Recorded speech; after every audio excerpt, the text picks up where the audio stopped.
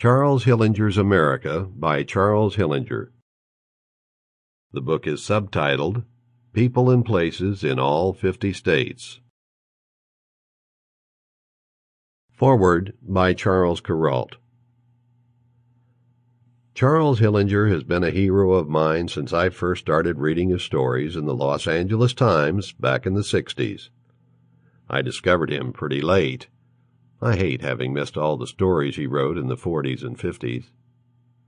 He was always on the go, like the wandering scribes of yore, and like the other well-known traveling writers of our time, the likes of John Steinbeck, James Agee, Calvin Trillin, William Least Heat Moon, Jules Lowe, John McKee. But it seemed to me right from the beginning that Chuck Hillinger was a direct spiritual descendant of the greatest of them all, Ernie Pyle. As Ernie Pyle did, this Hillinger leaves himself out of the stories.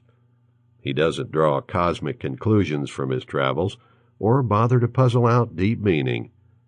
He shows up and listens and understands, discovers things he didn't know before, then sits down and writes plain stories about plain people which tell the readers things they didn't know before either, or hadn't thought about.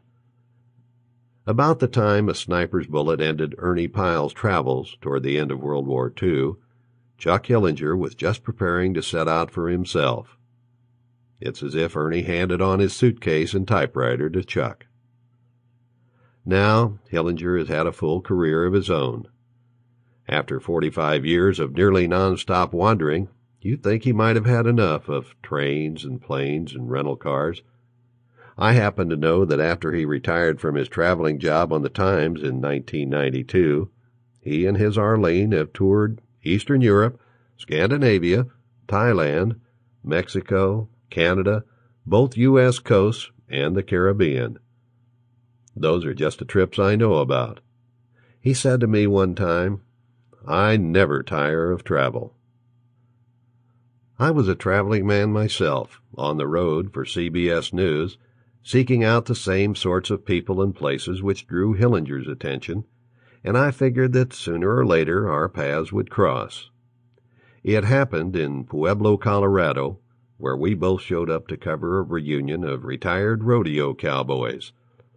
A few of the old-timers, having marinated themselves in bourbon, decided to climb aboard wild Brahma bulls just one more time. I remember the stricken expression on Hillinger's face as, one after another, those drunk old men went flying up into the blue Colorado sky and came Sample complete. Ready to continue?